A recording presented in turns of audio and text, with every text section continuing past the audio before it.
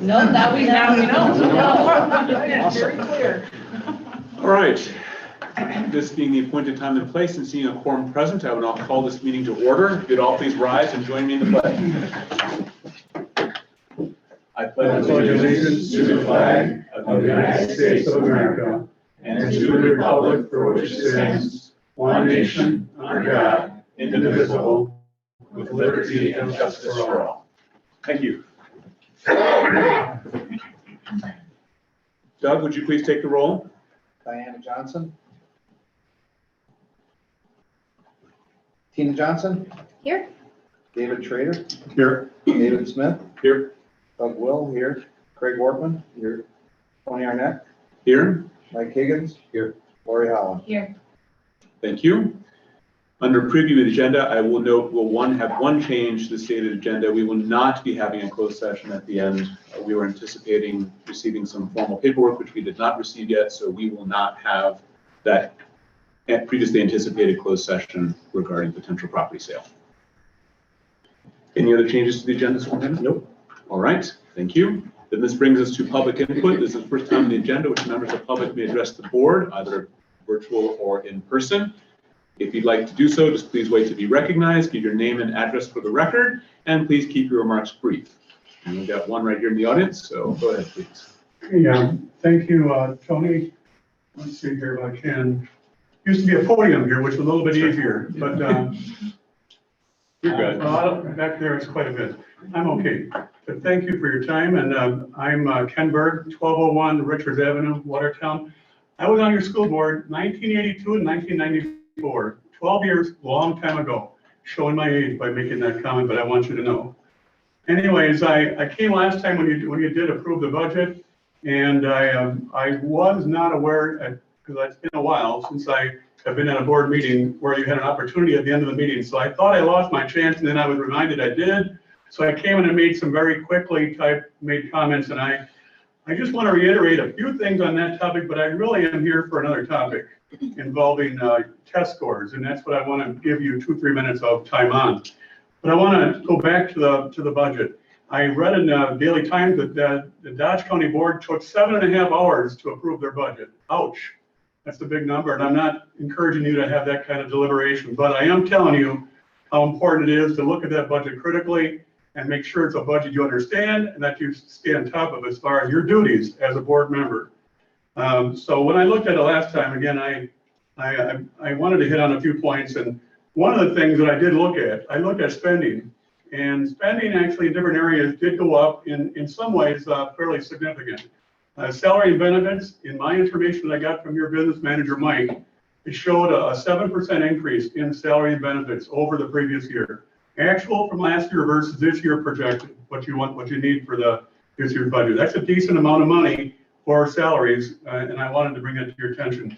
The general fund is one part of your budget, but it shows.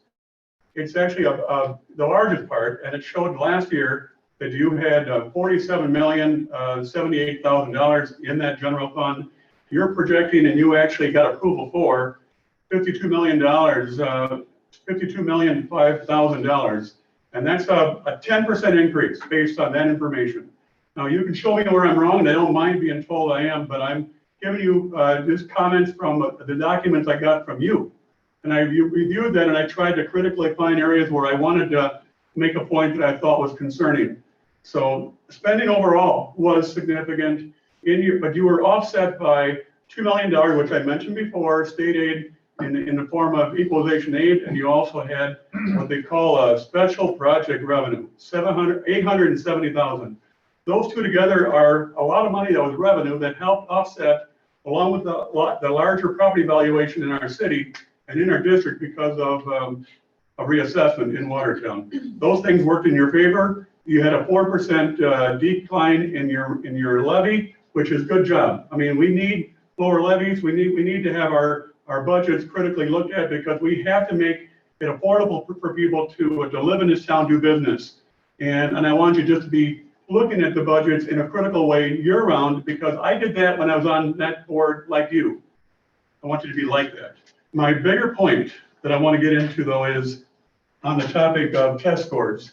And we all know what COVID did to our school system and into our country, but it was, it was a once in 100-year type of event. I mean, we had to deal with it, we did. I'm not critical of anything other than the fact that it had impact. And this was an article that went into the Waukesha Freeman. And I've only got 9 copies, so I'm going to pass it on this, and I'm going to try to ask you to give it to the board members. Give it one to your superintendent, Dr. Burke, and otherwise pass it on where you think you can. It's pointing out, though, that test scores everywhere were down in a bad way. Across the country, math scores saw their largest declines ever on a national level. And reading scores dropped to 1992 levels as far as the comparison. 4 in 10 eighth graders failed to grasp basic math concepts and that type of thing, all the way through. It talked about the whole issue of test scores going down in a very critical way. And I'm telling you that we need to find ways of helping address that. And we got money from the federal government through the Biden administration, and it was ESSER funds. Watertown got them too, in a different form. But counties got them, schools got them, and all units of government got these funds. You had 7.2 million. You've earmarked a decent dollar amount of that already for projects, and I know your air conditioning and other things were part of that, which is a good use of those funds.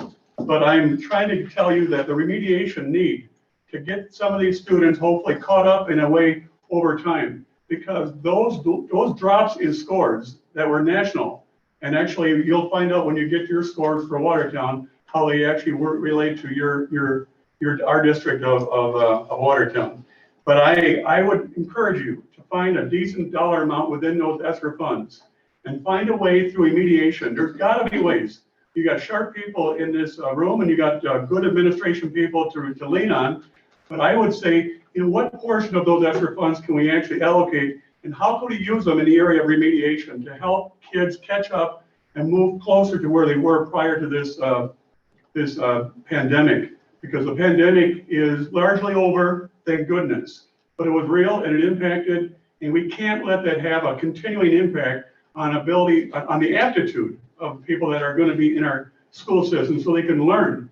And that aptitude has been tarnished, and it's been impacted in a negative way.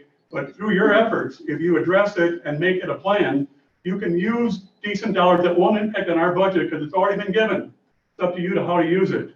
And that's directly correlated to the purpose of those funds when they said, use it for remediation, use it for things that were impacted by the pandemic. There's a perfect example. Waukesha is your example, and I want you to see where you can use it for Watertown, if you could, please. Thank you for listening. All right, thank you. Yep. Tyler, is there anyone online? No. Okay, anyone else in the audience? All right, thank you. Then we will move on to announcements and recognition / communications. Start with you, Superintendent. So we have a number of gifts for our donation towards Skills USA, a number of companies.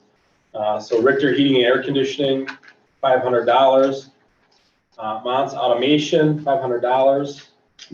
Interpack of Wisconsin, $500. Glenn's Market and Catering, $500. Grinwald Ford Incorporated, $200. Carew Heating and Air Conditioning, $300. Fisher Barton, $5,000. Clausen Quality Chocolates, $1,000. Nicholson Manufacturing, $1,000. Metal Tech International, $2,000. And CL&D Graphics, $1,000. And I want to just say thank you so much to all these companies who are continuing to bear gifts towards the Skills USA program. It's a high need, high impact program for kids.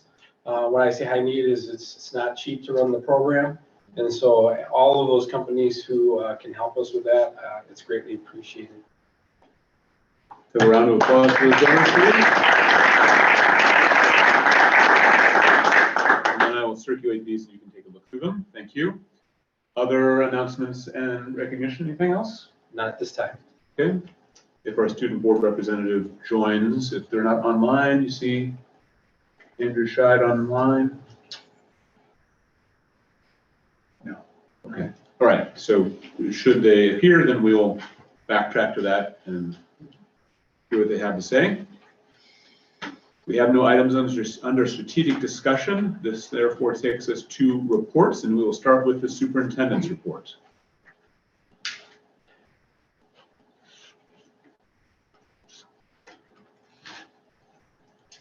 Well, good evening. For November, I had an excellent break. I know many of you were asking. It was well needed. I think our staff really well needed it. I think our administration well needed it. Yep, that's all right. But I will tell you, it was a good time just to collect thoughts, get refocused, and now our push into the winter months and winter season is to come upon us.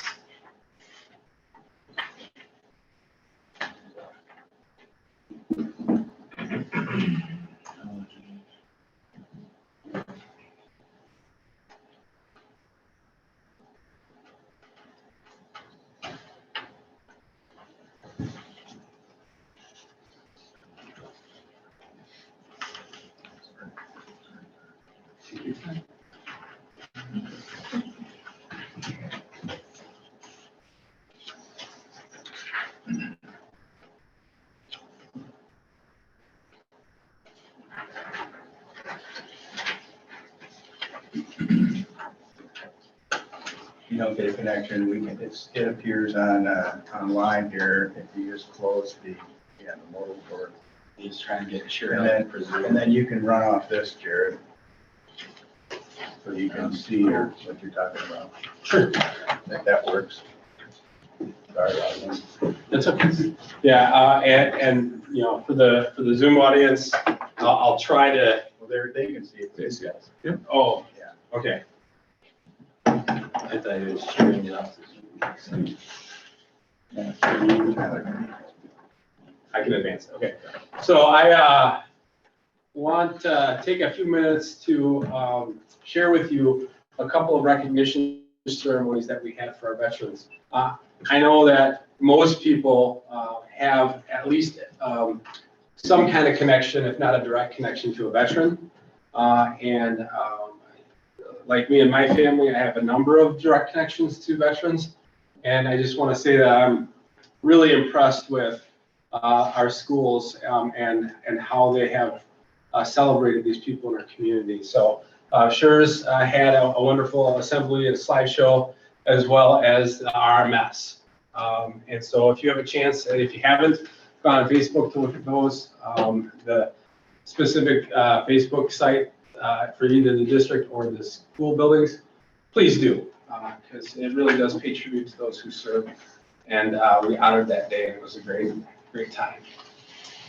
Also, we had nonviolent crisis intervention refresher training. Aaron Meyer and Chris Wedding had 2 sessions, about 25 participants. We even had a student involved in one of the sessions, which was interesting because they also got to learn about what we were learning about to keep kids safe. So that was really interesting to watch that part. But you can see some of them practicing their holds and are getting the information to de-escalate situations. This is very valuable training for us, and we offer it multiple times throughout the year.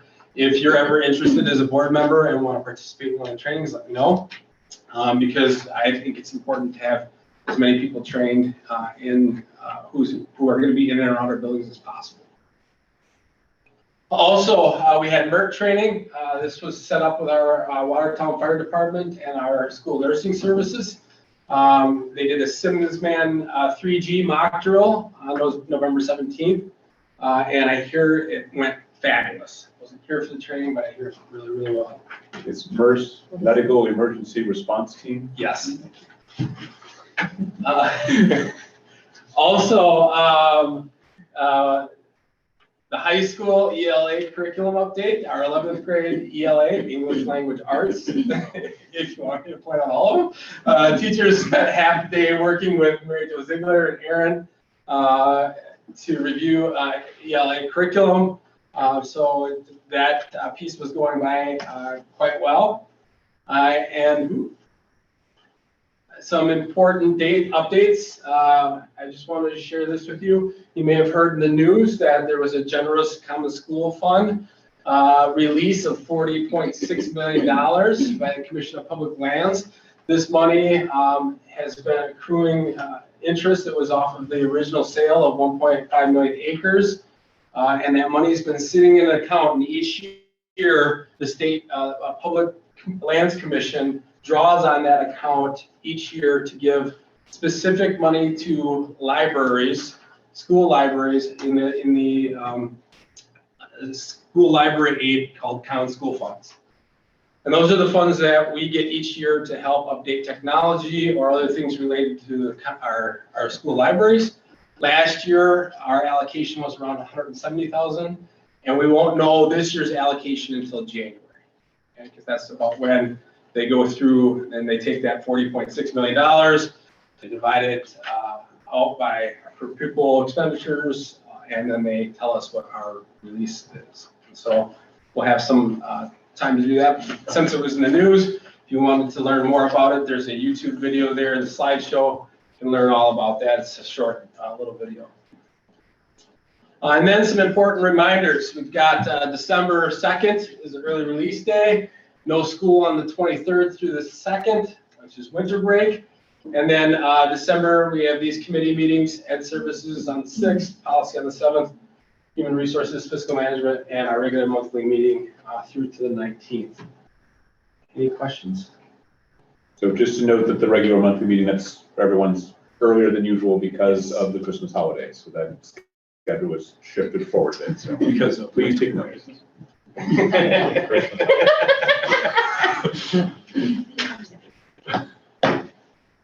All right. Any other items under communications? Sorry, under your report? Okay. Thank you. Fiscal management? Okay, on November 16th, at a meeting, 5:30 PM, Doug Will, Dave Smith, and Craig Wortman were present, Mike Higgins, and also present was Dr. Burke, Building and Grounds Supervisor Bill Zerdick, and WUSD Accountant Stacy Rado, and CG Schmidt, Representative Brian Medina. We contemplated closed session, went into closed session, talked about and deliberated about purchase of public property and investment of public funds during the closed session. And then we went out of closed session. While in closed session, CG Smith, Representative Brian Medina, provided an update on the bid process for air conditioning at Douglas and Schurz Elementary Schools. No motions were made while in closed session. We reconvened into open session. Then we reviewed payments. There is some questions on the response or the questions of what we, as far as sending outside resources for kids with IEPs. There was questions about that from Mr. Smith, and Dr. Burke and Ms. Beal will follow up on that. Then we reviewed the variance report. There was a couple of objects in there that we had some questions on, and that was rectified and explained. And then we went through ESSER spending update. There was quite a bit of work done on that in the ESSER, and that it was discussed at the Ed Services Committee area. All the projects that are in that that are being discussed in the Ed Services will be brought to the full board for approval rather than going through the fiscal committee. We already approved most of the projects or recommended them under ESSER 2 and ESSER 3. So instead of going through another committee, they'll just bring those projects over $20,000 right to the board for approval. So the building and grounds update, there was over $2 million worth of approved pending projects in the buildings and grounds, and then there's some preliminary stage projects of another $2 million, over $2 million. So we went through quite a few of those projects. Took quite a while to go through each individual line item of what was going on with each of them, and then which fund they used to purchase those or fund those projects. So the last comment our last area was audit contract renewal. Since it was over $20,000 this year, we just recommended that we stayed with our current auditor and then go out for bid for next year. So the meeting adjourned at 8:40 p.m. So it was a long meeting, and our next meeting will be December 14th at 5:30. All right, thank you. Any comments or questions on that? No? All right, then we'll move to HR. Excellent. We had our meeting on November 14th at 5:30 p.m. The committee members were present except for Mike. We also had others present, pardon me. We reviewed our consent agenda. We took a look as far as the staff calendar is concerned. Ms. Brady provided the information as far as like, okay, this is the process that it goes through. And then, you know, it comes to us as the HR committee, just to kind of take a look at it, see if we see anything. And Diana requested the final calendar include designation of trimester end dates for the high school. And so also as far as, so that has been adjusted and designated a little more clearly. We were also informed by Margaret, the Ready, Set, Go conferences for elementary students will be held the evening of August 31st and the days of September 1st and September 5th. And then we just wanted to stay focused. We didn't, you know, dive deep into those things. We stayed in our HR area. And then we did receive an overview of restorative practices from Principal Kerr at the high school and then Associate Principal Cunningham from the middle school. And they were able to kind of give us some definitions. It's been in practice longer at the middle school. And so we were able to receive some more staff feedback as far as how, from the HR perspective, how is this affecting culture is what we wanted to take a look at, and respect in the building and things like that. It's newer to WHS, so they don't have as much information, but it sounded like it's a positive move from, they get positive feedback from RMS staff as far as the effectiveness. We went into the educator effectiveness system, and Dr. Vitale gave us information as far as the details on how that is determined, how that was brought about, and what all that means regarding certified staff. And then as far as agenda planning is concerned, our anticipation for December is the consent agenda and responsive classroom from the elementary perspective as far as what does that look like at the elementary level and how is that affecting culture and staff culture that way.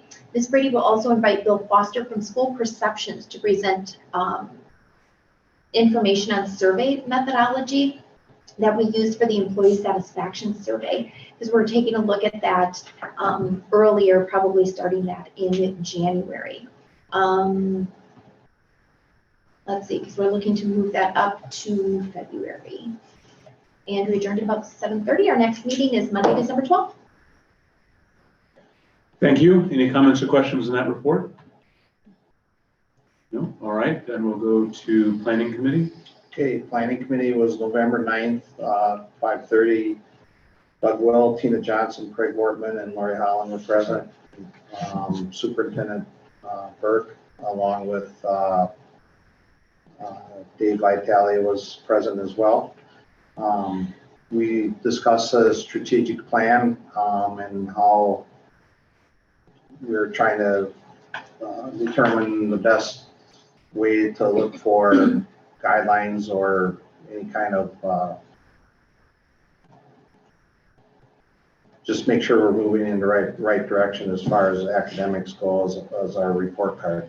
We're just and then we talked about Dr. Vitale and Dr. Burke explained the correlation between the STAR reading scores and the forward exam for a 5th grade classroom that they had picked out.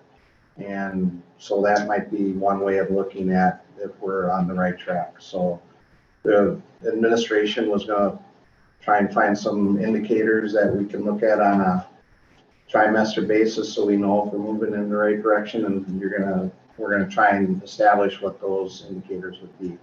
Then we also talked about the communication process. There's a Donovan Group, School Communications. The committee went over a proposal and looked at their proposal, and we also had one from CESO Communications. And we're just trying to get, there's 3 main areas of communication: the messaging with the staff and families, informing the stakeholders of Wisconsin, our Watertown School District, student academic process, and then create more of a family communication process. So we're looking at this groups or a consultant that would help us with all 3 of those and establish some good communication in this district. So, and then we also had discussion on advanced learner, the audit. Dr.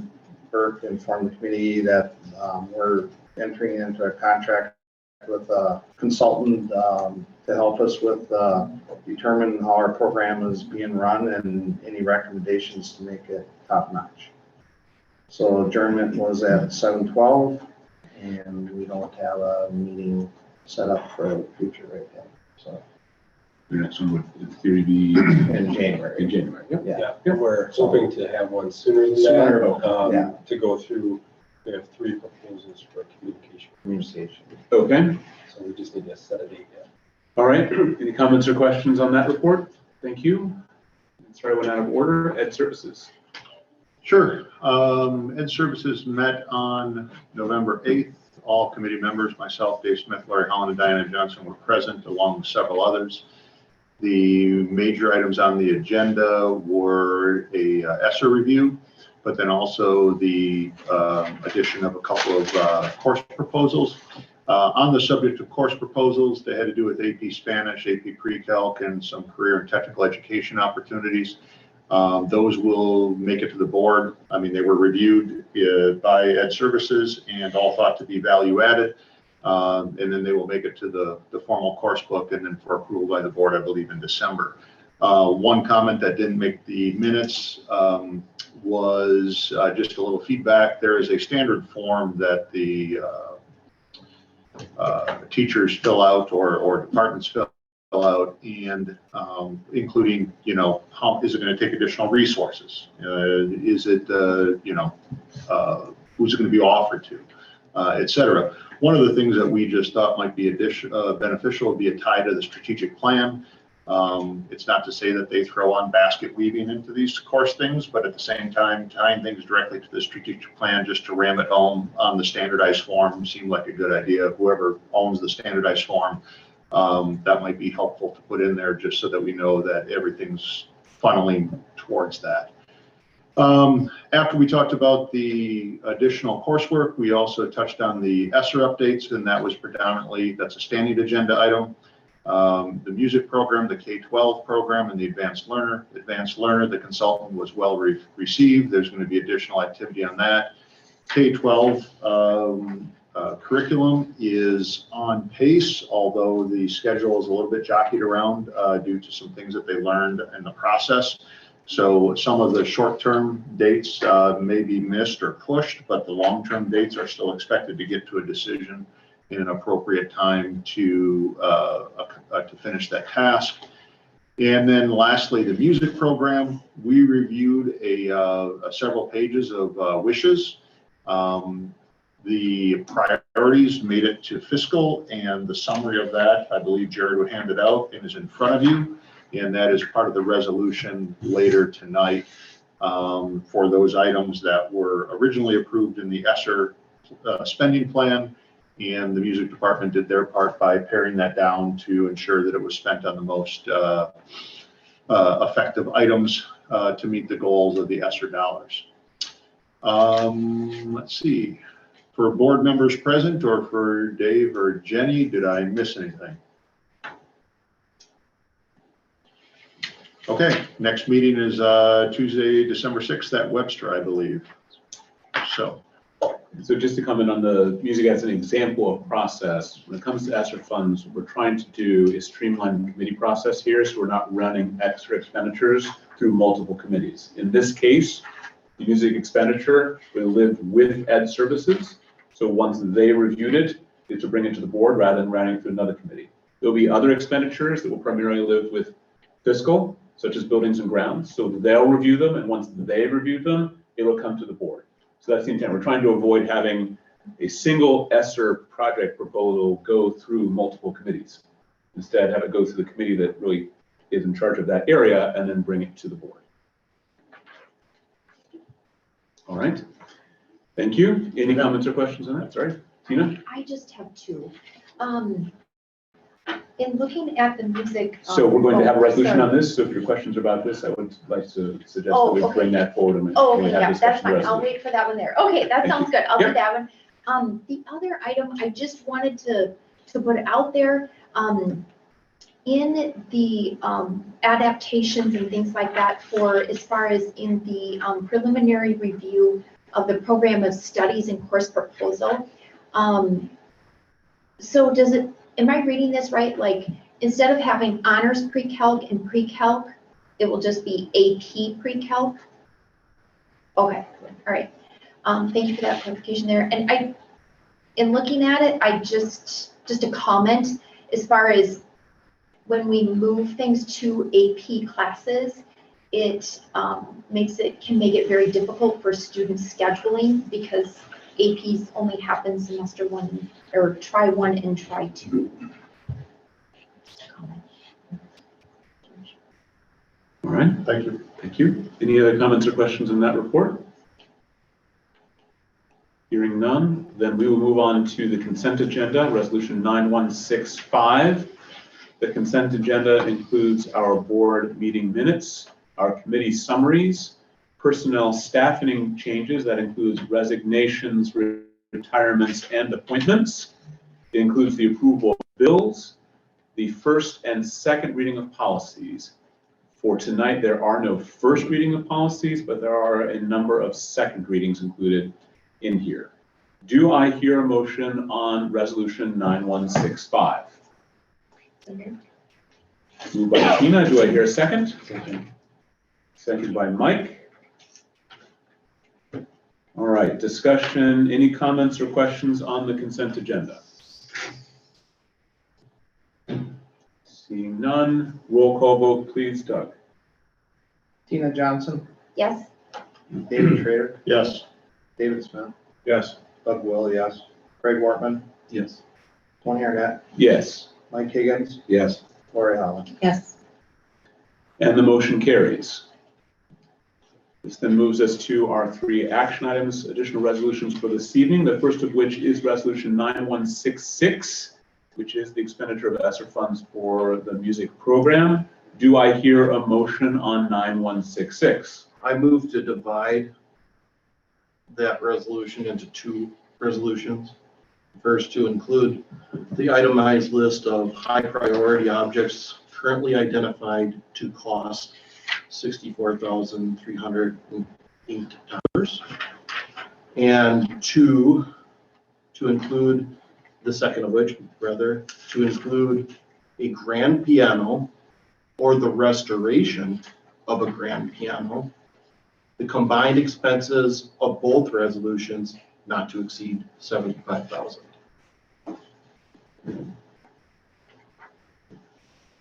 23 is part of the 64, though. So I'm going to say that's not actually a motion to divide, because you're taking the existing, you're reconfiguring it.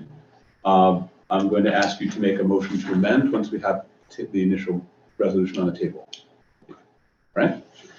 Do I hear a motion on 9166? So moved. Moved by David, and do I have a second? Second. Moved, seconded by Mike. Now your motion to amend, and for clarity's sake, I see the only difficulty, I think we've got it, but before we go all the way through, the 64,000 number includes the grand piano cost. So if you're intended to split into the two, then I believe what you'd actually be suggesting is in the neighborhood of 51,000. And then for the piano, either purchase or restoration, with the total of those two pieces not to exceed. Because all the other items they've identified don't add up to 64. I see. The 64 included the 23 for the piano. So then, yes, that amendment of the 51, Or, whatever. sorry, 41, yeah. 41,000.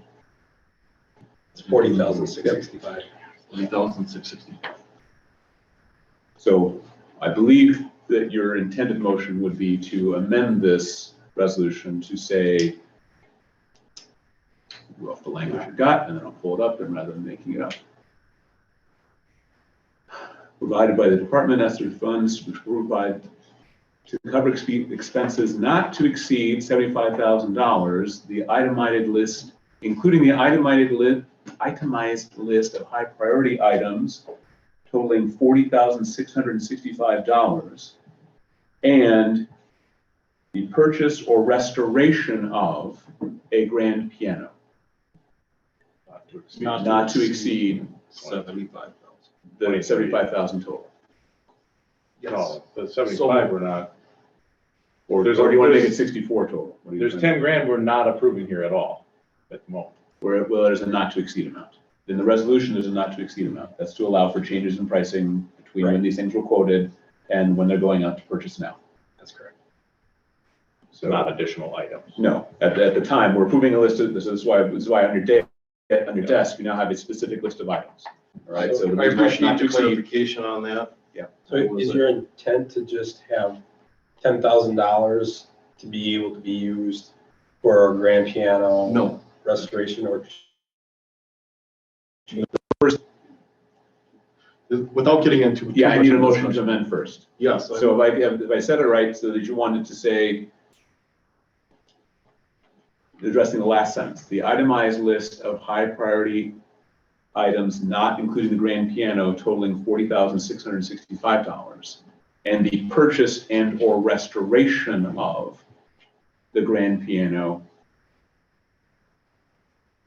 the total of the two not to exceed $75,000 total. Yes, so moved. Okay. Is there a second on that motion to amend? Second. There is a second. All right. Now, if you want to explain what you're coming Yeah, so apologize for the confusion on there.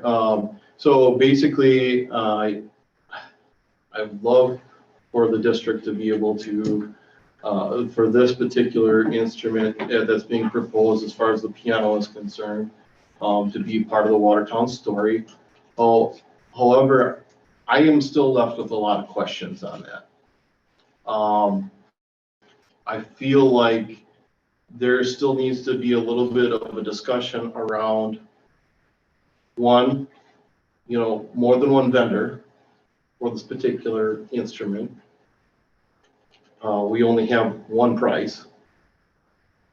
Two, the possibility of restoration of our existing piano, which could theoretically give us a longer serviceable life out of that particular piano at hopefully a lower cost. And two, what is the plan for the existing piano if it is replaced? Is it going to be an ongoing expense by the school district? As well as what would, if we do decide to replace that particular piano, what are the intentions for that as far as resale is concerned? Is there a salvage value associated with that piano? There are so many questions left to be answered for me to be comfortable moving forward with a vote on that. And I'm not entirely certain on the need. I guess I could understand that the particular piano in question may be, reaching the end of its serviceable life, but how do we know? Is there 10 years left on the serviceable life? Is there 5 years left on the serviceable life? There's not. I just need more answers on that. Those are my thoughts. I'm not opposed to the instrument itself, but I have questions that still need to be answered. All right, other comments on the amendment? Tina, it's just on the amendment this time. Okay. I hope I'm staying in the right zone. Let me know if I'm not. I guess regarding the amendment, I've been involved in the music program for a very long time, more than 10 years. And I think that the staff are very good stewards of the instruments and everything that they have been given.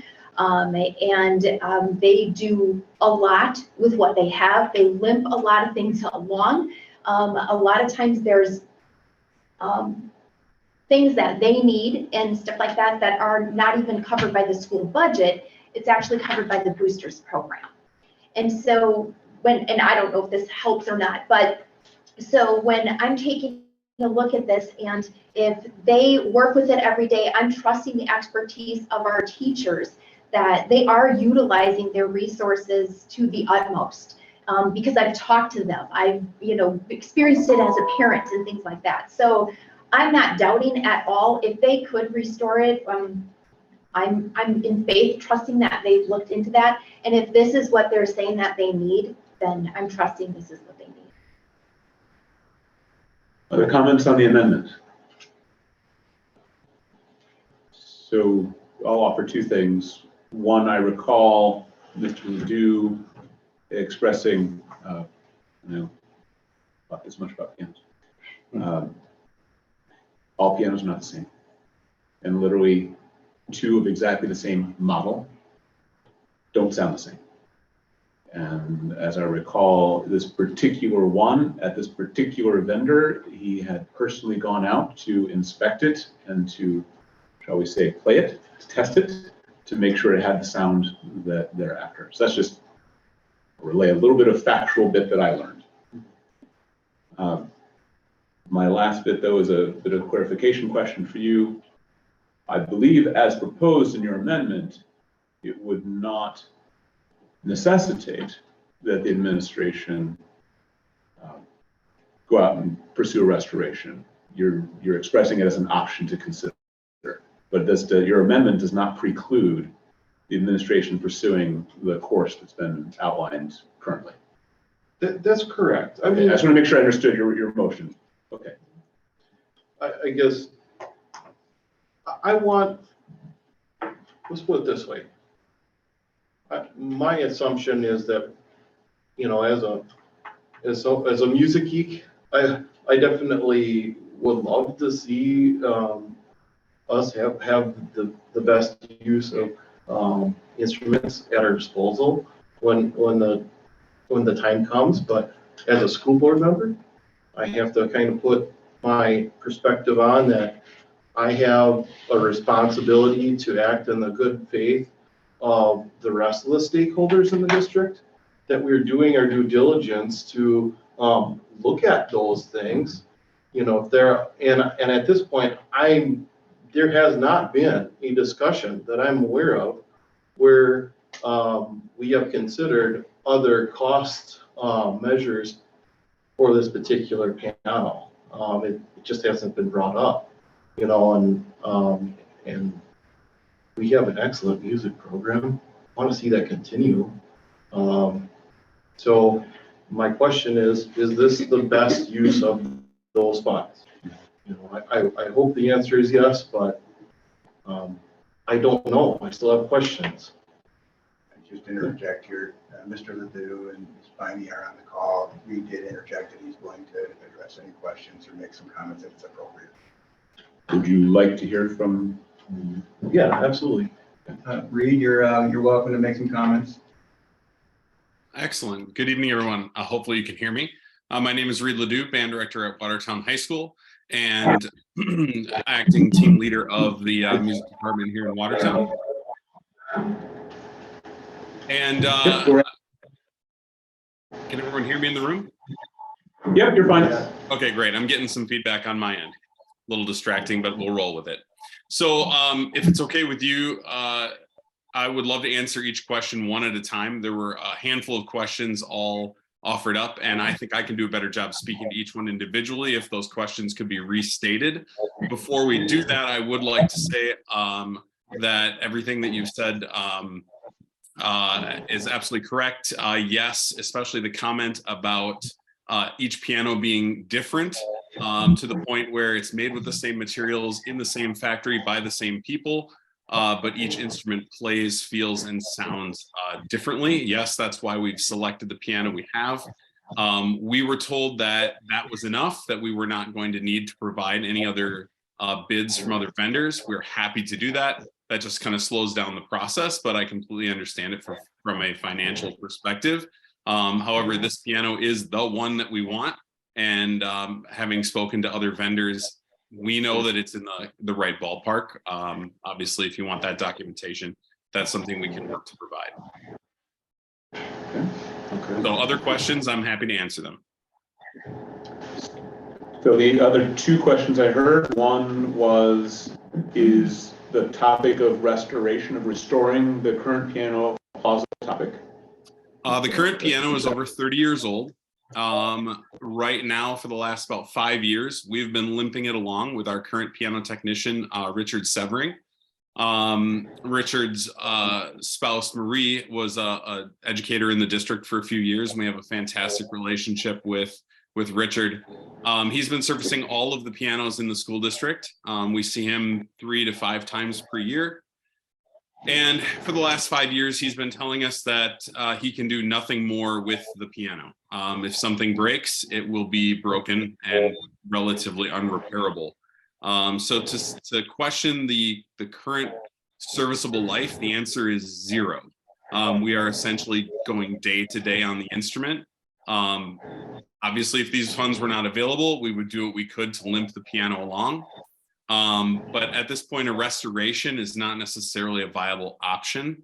I would feel a restoration would be a gross misuse of the funds, as opposed to purchasing a new modern piano. In terms of value, that was another question that had come up. The current value of the piano is believed to be 0. It would actually be an expense to remove the piano from the school district that we are looking into taking care of.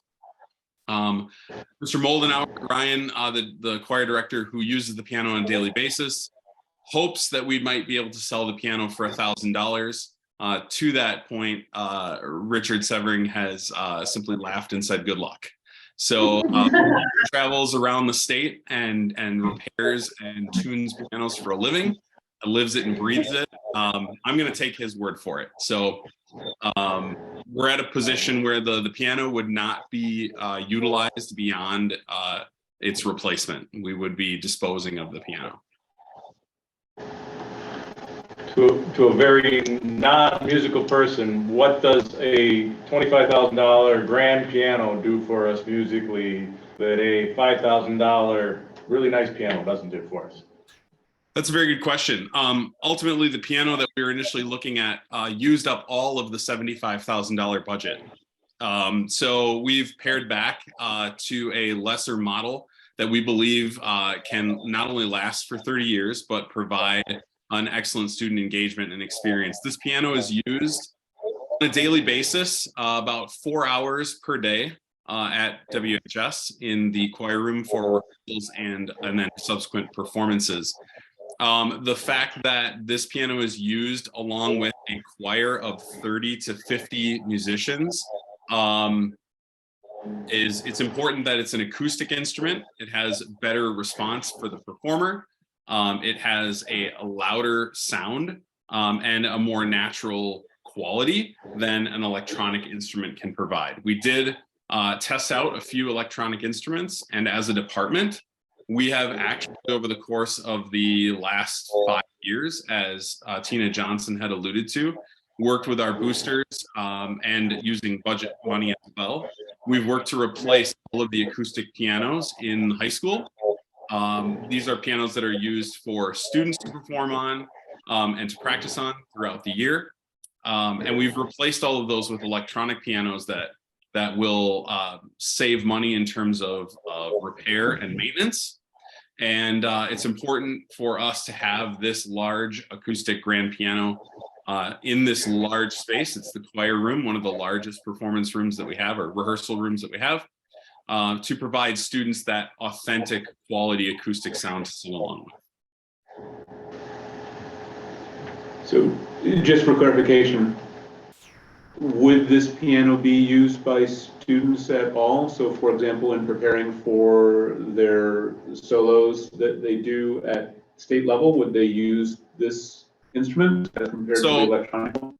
So in terms of student performance, this is a piano that students will be singing along 90% of the time.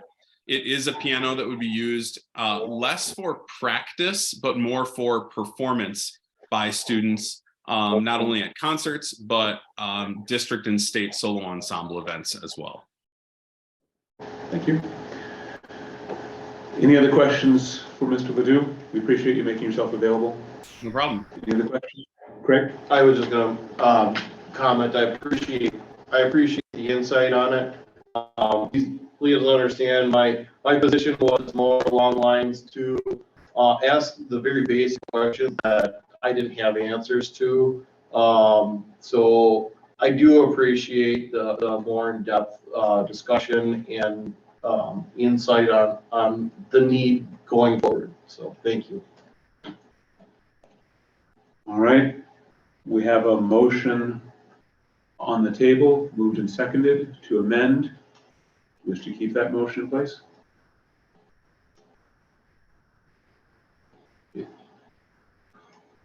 I think it's immaterial at this point, so So you withdraw the motion? I will withdraw the motion. All right. Thank you. Brings us back to the main resolution. Other comments or questions on resolution 9166? Gina, did you have anything? I know you had some. Oh, yeah, something before. I was, well, my comment before also that, trusting the staff. I also do trust the committee, not to denote the committee at all. So I trust the committee as far as the diligent work that you've done. I was checking this out and, I was looking at a cello for only $874 and just wanted to make sure that wasn't a typo. And if it's not, I wanted to, commend on the. 2 for 1. I know, I would like, we purchased a violin for more than that, and it's a much smaller instrument, and so I wanted to commend them on their smart shopping, if that's what that was. Thank you. Dave, did you have something? Just general, as we get better at this, especially around this ESSER funds and how it goes through committees and so forth. To me, not the condensed list that's in front of us here, but the one that's online was given to us at the Ed Services Committee. It was not presented. There was nobody to present with it. We didn't really, at the Ed Services Committee, didn't really know what the ask was. There wasn't a clear, this is our ask to do these priority items to use for the ESSER funds at this moment in time with it. So I think there's the learning for us in the process here. We didn't have a Mr. Ledoux to answer these questions that we would have probably asked at the committee level and able to flush through. So I think there's some learning in the process to make sure that we have a process around it. That has been noted in particular around this item. So thank you. Other comments or questions? I will also echo on that same from committee, Dave, was the applicability of ESSER funds towards these expenses. And I know Dr. Burke looked into it and found out that I assume everyone had a little green check next to them that says, yep, this is good to go. But also for future ones, things being brought to ESSER, if they even appear to be something that's not exactly aligned with the DPI's, explicit purpose of those funds. I assume that the committee and or Dr. Burke or whoever brings it forward will make sure that box is checked so that there's no ambiguity during the discussion, which was another thing that we learned while looking at that list. All right. Any other comments or questions on resolution 9166? Hearing none, roll call vote, please. Tina Johnson, Yes. David Trader, Aye. David Smith, Yes. Bud Will, yes. Craig Workman, Yes. Tony Arnett, Yes. Mike Higgins, Yes. Lori Holland. Yes. And the motion carries. Next is resolution 9167. This is the 2023-2024 certified staff calendar. Do I hear a motion? So moved. Moved by Doug, seconded by Tina. Comments or questions on the motion? Tina, go ahead. Yes, please. I've already sent a message. There will be the Ready, Set, Go conferences at the bottom in the key are highlighted in yellow. And every student contact day is in yellow. I had asked for a little bit of clarification on that, and it seems as though it didn't come through. On this copy, it will be further clarified. There's some dots, I think, that are supposed to be specifically designated for those days So, that will provide. Yeah, the original calendar is developed in an Excel spreadsheet, and the dots did not copy over to PDF. So we will fix that first thing tomorrow morning. Get deeper background shading, or perhaps even a new color for those days, and adjust the key accordingly, so that it's not, so it's clearly denoted as Ready, Set, Go. So Ready, Set, Go, if I heard earlier, is the evening of the 31st, all day on the 1st and all day on the 5th. That is my understanding. If you are in middle school or high school, you are starting on Friday the 1st, Correct. Those are, 8 a.m.-ish. right. And if you are a elementary school student, you are starting on Wednesday the 6th. Yes, so thus because it's split based on the level that you're involved with, we attempted to illustrate that by putting dots in as opposed to a different color. Yeah. But I will tinker with Excel and Adobe tomorrow and see what I can come up with that makes it very clear as to what those dates are scheduled for at the elementary level. But elementary is not starting school until the 6th.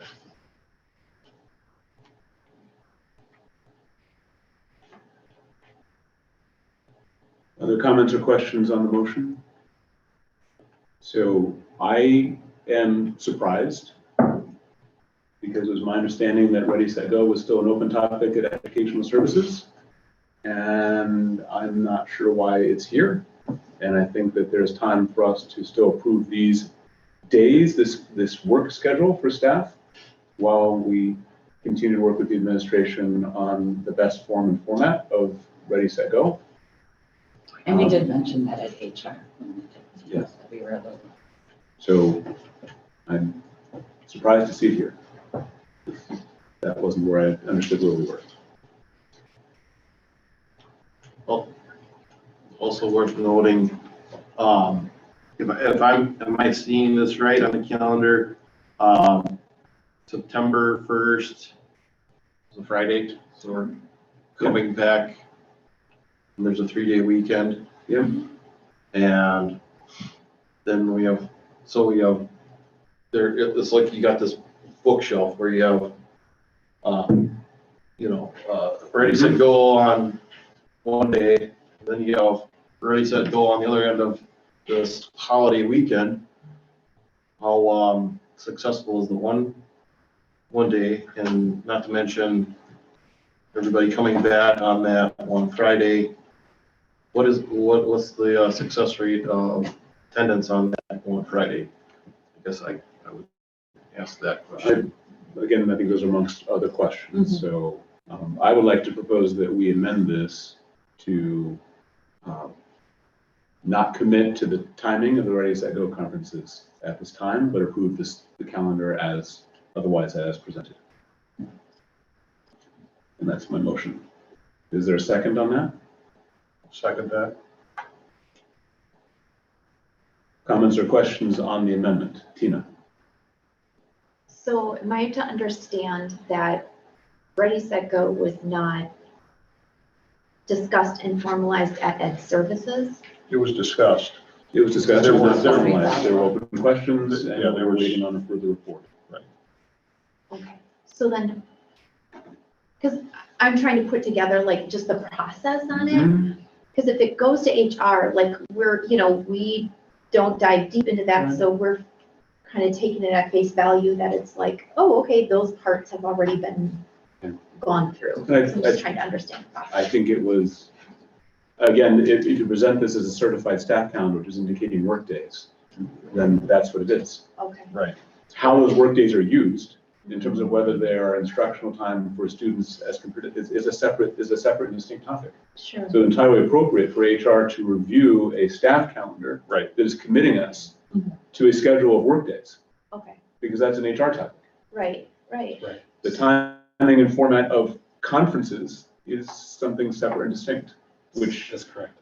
we So just have to would work within the confines of the approved work schedule. That's what it has to happen. So will there be, excuse me, if I can ask, another calendar to be approved with instructional? Or is this, if we would approve this today as it is, this would be the calendar that would move forward? The calendar would move forward. We'll have to Because I resolve the still issue. do question about starting on the first. We'll have to. So I didn't know if we talk about that now, or is that gonna be, That would be a now discussion. okay, that's all I wanted to versus make sure. What Tony's talking about within the confines of when we schedule a conference day. Right. That can happen after the fact. Yeah. We can make a revised that has that, Okay, and or wait to put out everything else. This calendar you're seeing is largely the HR function calendar. Right. How many days are in the contract, how many are holidays, those kinds of things, what our start date is, when our end date is, major breaks, those kinds of things. That's the main crux of what you're talking about today. okay. We did put on, what administratively we have so far for, those Ready, Set, Go days. And we're trying to take a lot of the feedback that we got, as adding an extra evening. We tried to condense it to one day. We don't feel like we can get that done in one day. We're still working with staff on, that kind of discussion, and getting the feedback that Ed Services wants from staff about the value of that day as seen from the staff size. So I did anticipate that there was probably going to be some discussion around Ready, Set, Go and whether or not you were going to have that as part of the approved calendar or not. However, it shouldn't change the bulk of the calendar committee from the HR standpoint. Okay, did you have another comment on the topic of school starting Well, on the first? I just question if there's options that we could possibly not start on the first, and why not start on Tuesday? And if it is about instructional days, I think there is some leeway where we could either take a day away from the Thanksgiving break, or I didn't know, if the board wanted to have the discussion, obviously, I would be open to that idea. I think the idea of starting on a Friday seems, I don't know. Okay, so before we get to that, again, are there any other comments or questions on the motion to Oh, I'm sorry. amend, which is just pertaining to not designating at this point in time the timing or format of Okay. the Ready, Set, Go conferences? So what is that motion? It is, the motion to amend this removes the reference to the Ready, Set, Go conference timing from this calendar. But it sets start and end dates. But everything else is the and same. All we're everything else. removing is the designation of the Ready, Set, Go at this time. So any other comments or questions on that motion to amend? My comment would be with Lori is that to me, that implies that the start date will be the first. So that will, And when we get to We're not voting on the, that. once we vote on motion on the amendment, then we can get back to the parent resolution, which is the timing, overall timing of the calendar. We can talk all day long, well, not all day long, about whether you start on the I'm so excited All about right. well, yes, but my comment is that the motion is proposed, the amended, Is just striking the reference to Ready, Set, Go from this calendar. And then continue the conversation. And then we'll continue the from there. conversation on the rest of the resolution. Thank you, because I had Yeah. some questions. No, it's just, yes, this is a motion to amend, so you're just voting on the amendment, and there's gonna be a second vote on the. You're a amended procedural resolution. expert, Tony. So, all right, The rest of us are all on your On record, if it's wrong. I'm with you. We're just striking Ready, Set, Go from this document. That's all we're doing at this time. Yeah. And then we're gonna continue talking about the document. The first thing we're doing is just striking Ready, Set, Go from it. okay, all right. Roll call vote on the motion to amend, please. Ken Johnson, Yes. David Trader, Yes. David Smith, Yes. Doug Will, yes. Craig Wortman, Yes. Tony Arnett, Yes. Mike Higgins, Yes. Lori Haug. Yes. All right, that motion carries. Now we can talk about the calendar overall and talk about whether to start on the first. Question related to just the efficacy of one day of instructional day on a Friday. I assume HR and HR committee discussed all the other options to try to get the days into a calendar, including, I see at the end, and I don't want to, Because that I don't was, want to horse trade days on this, but it would appear like June 5th and June 6th are both quasi instructional days. You could shift the entire calendar one day and not really lose much. Now, that's a naive approach because I didn't dig into the rest of the document, so I'm not sure, but it sounds like Margaret has an answer. If I may. Yeah, please. So just to explain the process that was used to develop this calendar, we have a calendar committee that includes representation from all of our certified staff at all of the levels. And when we go through the calendar, we initially put out a template that pretty much mimics more or less, to the extent possible, the previous year. And then we do a count to make sure that we're including at least 176 student contact days and 191 certified staff contract days, which is the contract under which our staff work. So we use September 1st because that is the legal permissible start date, earliest start date, absent any other unusual extending conditions like construction or that type of thing, to begin the school year because it's the earliest start date. So that is what we developed. We had, the committee provides input in terms of the timing of the breaks, such as, you know, that week of Thanksgiving has come up frequently in terms of should we take one of those days and move it to October or April or things like that to permit a break between some of these longer periods of continuous student contact days. But we meet 4 or 5 times during the course of October and early November. We do, I will say, as long as I've been here, try to give due deference to the preferences of the teaching staff in terms of scheduling things like teacher work days and PD days. Non-student contact work they have to do, like grading and getting things set up for either wrapping up things from the past or getting things set up for future days of instruction. So that's the process that is used. And then, I mean, maybe I may perhaps have misunderstood. I thought there was a decision on 2 days of Ready, Set, Go. We had quite a spirited discussion about that topic at one of our cabinet meetings. So I had asked, because I know in past years that it has been important to the board to designate those days, to somehow point out that those were Ready, Set, Go days. I was not aware that the actual content of those as days, student contact days, was still up in the air, or I never would have pushed our administrative group to commit to something. So that's the process that's used to get to this point today. And I know in the past we had a board member that was interested in how we did the calendar, and that board member did participate in the initial preparation for the calendar in past years.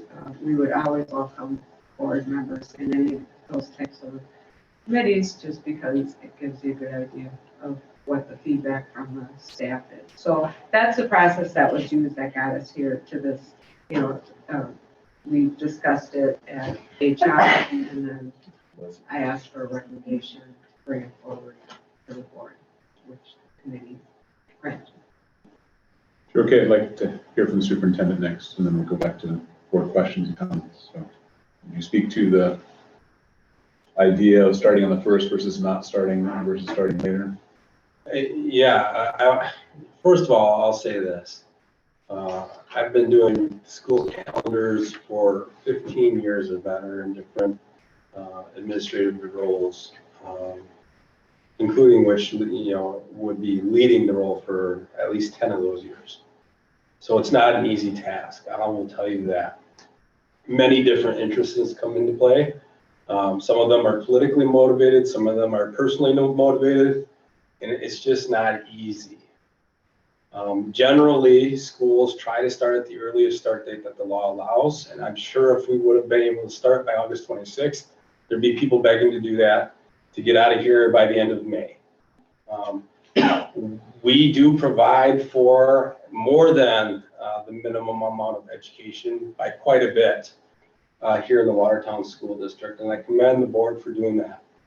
And one of the easiest shifts would be just to say we will let up for 1 year on one day to make the rest of the calendar flow better and fit, so that you're not trying to figure out, you know, what day during the course of a holiday or a break or needed professional development or other things to think about, because those are difficult things to think about. On the topic of Ready, Set, Go, I by no means meant to try to pull a fast one on the board.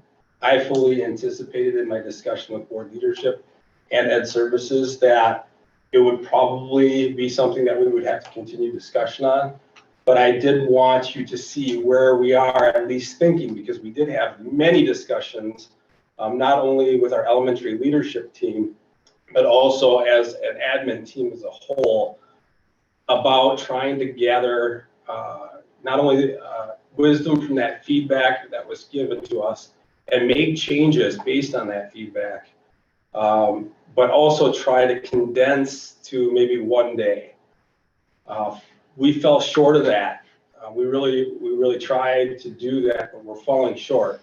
And so this gave us one more chance at the board level for every board member to hear that, not just a committee, to say, hey, you know, we are listening to the feedback. We do see value in it.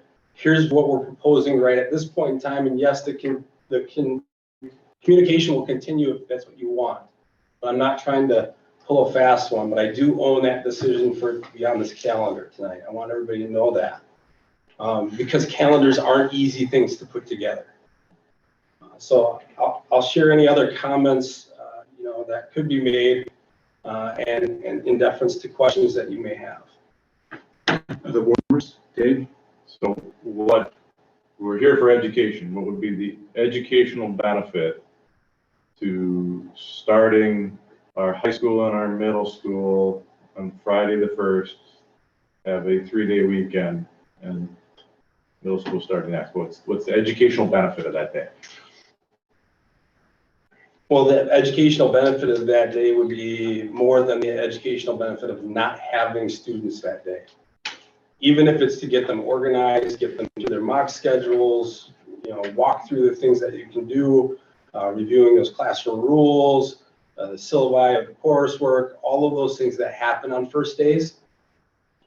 To have one more day to do that is better than not having the day, which is why we chose to have school that day. Now, if the board thinks that that is not that worthy of that, then I say take the day out, have one less instructional day, because that will be better than the educational impact that would have to move other days within the calendar and try to figure that out along with the contract and everything else, because it will get much more difficult moving those things around just because of how this calendar itself, and I'm not talking every year, this particular way it's jiving for this year, and I'm actually forecasting a little bit for the next 3 years? Well, at least the next 2. Well, but This one and next one. But the one after that, it'll be on Labor Day, the first student Labor Day, so it won't be there. So we're talking. Right. It could impact, you know, 3 years of just weirdness, and it's never going to be perfect no matter when the state decides a hard start date, you know, because we don't have that flexibility, and that's what the legislature has decided. It's that start date. What's the, I guess, the tradition and what's the history? I mean, growing up in Northeast Wisconsin, I thought we had to go to school for 180 days. I was told that we all got Thanksgiving week off because we weren't going to come anyway, but because of that, we only got 2 days for Easter. We never had a spring break at my high school or my entire school district. Now, universities, I used to have to go to school on Monday, Tuesday, Wednesday of Thanksgiving week, but my daughter was off this entire past week from Butler. I have no idea what the tradition is. I just see some flexibility there where we may not be treating as if there's flexibility there.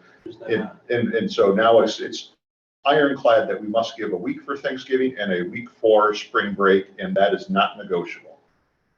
No, those You're things- saying that That's just- you're telling me that it's not, you're No. saying that there's no flexibility. I'm asking, where is there flexibility? Right. I'm not saying that there's not flexibility. Okay, What I'm saying there's not flexibility in is in about the last decade and a half approximately, the law has gotten more prescriptive around start days and number of minutes that have to be done. Before it was just total number of days that you had to put into a calendar.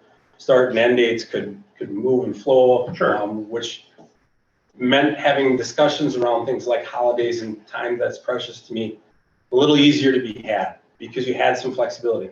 Because you don't have flexibility with that start date and you have so many minutes of instruction that you want to get in, that the board prescribes that are either at the state minimum or above, then it starts forcing some more of those conversations. sure, but if I'm asking if you started on the day after Labor Day, why not take 2 days out of Thanksgiving break or Easter break or spring break?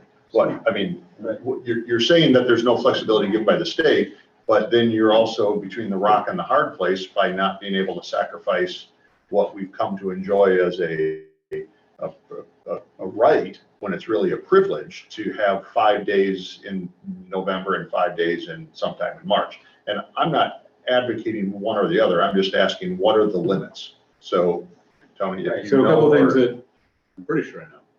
So one is state law is you should not start, you cannot.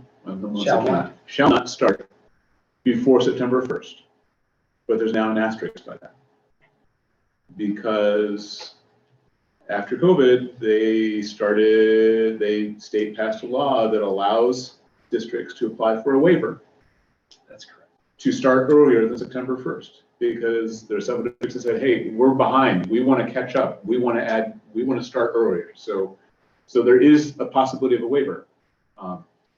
I'll say, I think it would be difficult at this point in time, and you're halfway through the year, and you're already looking ahead to that, for us to now think about a whole process of, now we're going to consider starting on, no matter what, the last Wednesday or whatever, that, and honestly, coming from Ohio, that's when it was. It was always either the last Wednesday in August or the first Wednesday in September, whichever came first. And school always started then. So you always had a 3-day week when you started, and then we, made sense. Doesn't make sense here. So there is that possibility. I think it would be awkward for us to pursue that path at this time. As far as Thanksgiving, I'll again set the Wayback Machine for 2018. We didn't have Thanksgiving week off. We didn't have Thanksgiving week off. How did this come about? This came about because the fall of 2019, we put that in as a fire break to control spread. To be blunt, that's we put that. That's fall we of put that 2020. 2020. Yeah, sorry, 2020. Yep. Sorry. Yep. Fall of 2020. We put that full week. We turned it into a full week off instead of 2 days off, or 2.5 days. We let out early on Wednesday to put a fire break in. Okay. And that's how we in this district ended up with Thanksgiving week Okay, that's off. my kids left the district 2 years ago, and I don't remember having all Thanksgiving week off. So that's how that arose. When do we know when the majority of school districts start in Wisconsin? Do they start on the first always, like even if it would be a Friday? They usually start on the first day available. Yeah, that has been our historical, is that we've started on the first day, no matter where it fell. Is there there's the earliest date, is there a date that's the latest that schools can start? I'm just curious. Like, are they, you know what I mean? Not in School state starts in law, the but middle- when you right. combine it with the Right. number of days you need to put in and the number of hours you need to put in over those days is pretty well dictated. Right. Because you start spreading way out into June if you start pushing it too far out. I mean, there are any number of ways you can try to get around state law. I mean, there's a school district that has chartered its whole. What do you mean? You know, I mean, if you're trying, well, I'm saying, if you want to find angles, like your angle that you brought up, like, well, there's this little tiny asterisk. Well, yes, but we got clarification on that asterisk not too long ago because the legislature started getting mad at the ed department because they were doing waiver approvals over that and other things. And they said, you know, though there's laws on file for reasons, and they went back to their other asterisks, which is, you know, we're not going to get too bendy on that anymore because COVID's coming down. And if you want to have a waiver, it's going to be due to things like construction or other major things that would impact your calendar. Not the idea that, you know, you want to change for instructional days for COVID. So that's not really a viable option either anymore. But, you know, if we want to do those things, we can get creative. Well, my question would be is, Margaret, what's your read? I mean, do you think that and all the principals in the room, would you all rather come back for Friday before Labor Day? Or get that 3-day or 4-day weekend off and then come back for 2 to 3 days in the Thanksgiving week? Or would you rather get the full week off for Thanksgiving and come back for a day on a Friday where there could be questionable instructional value? I mean, I'm not going to be the one to make the, I mean, I guess I'll vote on the choice, but I'd rather hear from the people who have to live it and work it. Because I see that as being a good trade from my perspective, but. So again, I'll go back to what the superintendent, speaking on behalf of the administration, said, which is having that first day has value. It has value, better value than not having it. And I'm saying, why not the 2 days in November in Exactly. place of that day in September? I believe that those discussions were had at our committee level. Okay, And this is the calendar that the staff and the committee has put together okay. for your review. Well, that's what If they you want want. to kick it back to the committee, that is the prerogative of the board.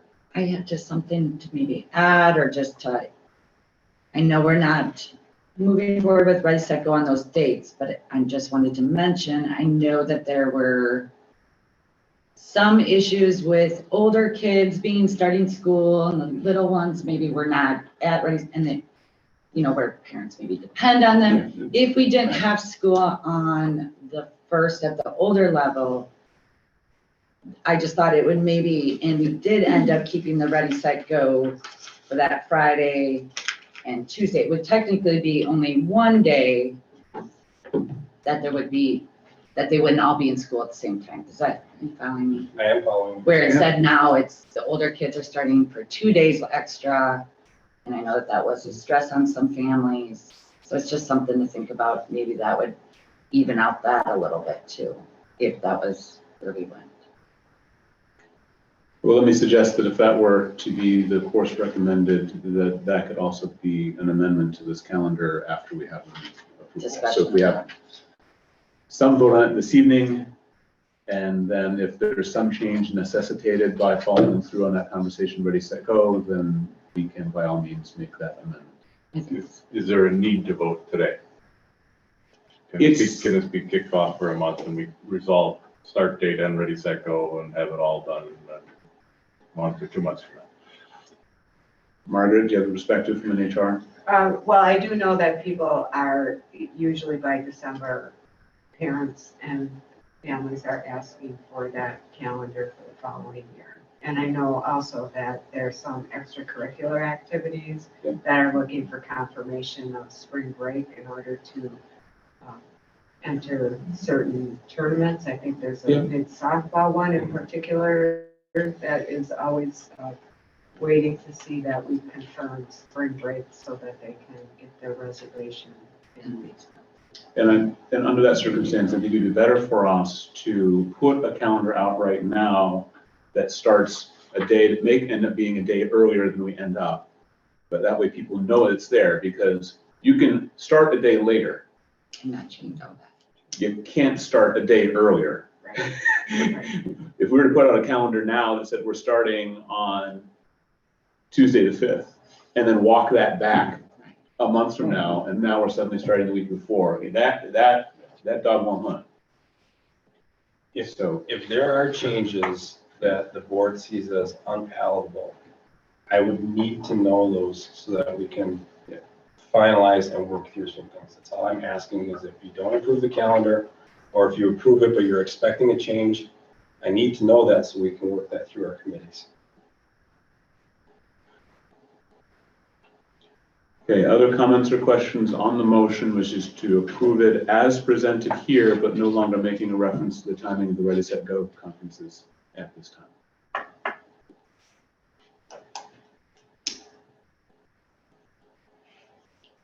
Hearing none, roll call vote, please. Tina Johnson, Yes, David Trader, Yes. David Smith, No. Doug Will, yes. Craig Wortman, No. Tony Arnett, Yes. Mike Higgins, Yes. Lori Holland. No. Okay, 1, 2, 5 to 3. And the motion carries.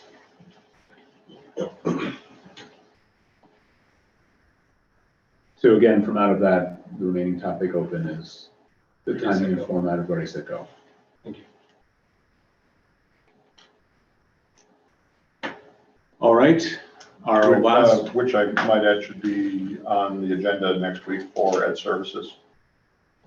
With the feedback that was asked for in September, as well as options that may have been considered regarding night, day, yada, yada, yada, yada. Yep. Thanks. And you have the feedback that's been provided to this point? We have the documented feedback, but then there was a discussion regarding having some of the teachers who had seen it both before and after, the instruction, the value of the instructional days, Yep. and then also trying to accommodate some of the comments regarding daytime, nighttime, as Lori mentioned, the parents with middle school, high school, and elementary kids. It sounds like you had an approach earlier today that might help accommodate some of those. I think that they're probably all going to be adequately vetted and presented, in which case you probably get exactly a revised program the way that you would expect it, but just want to make sure that that's all discussed one more time at services. If that's, And you should have received some of that information David sent out to you as committee members, so. that was mostly the survey We got the information. survey. yeah, all we received was survey comments. Yeah, all The we- word for word survey. No, there was, I sent it to you, David. It was a while ago. We can talk about it. Okay. But it was Like formatted in that the identical manner that the Lincoln document had, that was shared at the October Ed Services meeting. Staff at our elementary schools and took that and then worked it through with their own staffs. Okay, Yeah. might be on me. I don't, I'll look for it or resend it. Okay, all right. One question, just for clarification purposes. So for the purposes of the HR committee and the underlying calendar committee, it's not, is it your expectation then that the HR committee would not need to bring another calendar forward? That this shell of a calendar that's been approved tonight, that marks the end of the HR committee's work in this? I Other believe that than- would be the other than case the unless edit. something radical comes out of the discussion of Ready, Set, Go. I believe that would be the case. Okay, thank you. I just wanted to clarify, so I go our agenda. All right. Our last resolution is 9168 for our auditor services. Do I hear a motion? So moved. A second. Moved by Craig, seconded by Lori. So this does re-up us with Hawkins Ash, who has been doing these for at least the last 5 years by my recollection. So something for our new business services director to review. That's correct. All right, any other comments or questions on the motion? Hearing none, roll call vote, please. Tina Johnson, yes. David Trader, Yes. David Smith, Yes. Doug Will, yes. Craig Wortman, Yes. Tony Arnett, Yes. Mike Higgins, Yes. Lori Holly. Yes. And the motion carries. All right, so for this evening, for our board agenda items, I do not have anything that came up here that I need to put on a future meeting, but obviously for committee, we could bring Ready, Set, Go that you'll take on there. Also on the subject policy, you had been including policies that were up and coming. I know I saw that in October and maybe a November one. I don't think I've seen that lately, but the other thing is if we could, I don't know if it's appropriate, Tony, to keep, even if there is no report from the policy subcommittee, to leave it as a standing item, just to keep it on there. Sure. I mean, I may Yep. skip it and say nothing to report. Sure. But I'd like the opportunity to at Yep. least remind everybody what's going to be talked about at the next one. Okay. So appreciate that. And as I mentioned, we are not having the closed session. There are any other opportunities for public comment? Anyone here? Nope. Anyone online? No. No? Okay, sir. And before fiscal go, or excuse me, not fiscal planning goes, I would like to try to get dates scheduled so that we can do a communications discussion. All right, so I'll you to take care of that after. Yeah. Okay. Do I hear a motion to adjourn? Moved by Tina, is there a second? Second. Second by Lori. All those in favor signify by saying aye. Aye. Opposed? We stand adjourned. Tony, Jared, next Wednesday night is policy. And I gotta bet a little bit like 50 chance of being out of town on business. So I don't have an agenda. I know what we're gonna talk about, but I don't know if I have a place. You try to figure out how to do that. I was having a walking tour. I'd like us to keep going with it. And then I'll And I don't know if there's any major ones that were up for discussion or brought to our attention, so. Hopefully we'll have a large discussion. That doesn't mean. If there's any hesitation, you got a walking tour, but there's no way We will we'll have, I want to make sure I understand Well, all of thank the goodness you were changes we informed. want from Tyler. Very good. So that's- Not necessarily wording. Just letting you know I'm not gonna be there to run the meeting on next Wednesday night. And then Jamie does have some other. I'll have a conflict. Yeah. Sure. Right. I have a conflict. That works. Anna go and then over to Marinette. All we need is two for committee, right? Yeah, that's, And I would probably, I know. Lori- Lori likes coming. Well, you have a forum. Yeah. Well, it said you start needed. Okay, then you get to leave the meeting. That's what he was waiting for you to say. I'll, I would question if we know we're only gonna have. I could do that. Yeah, no, too, we- but- But I think it's just. Well, I think to have the meeting. So, oh. Fully on policy.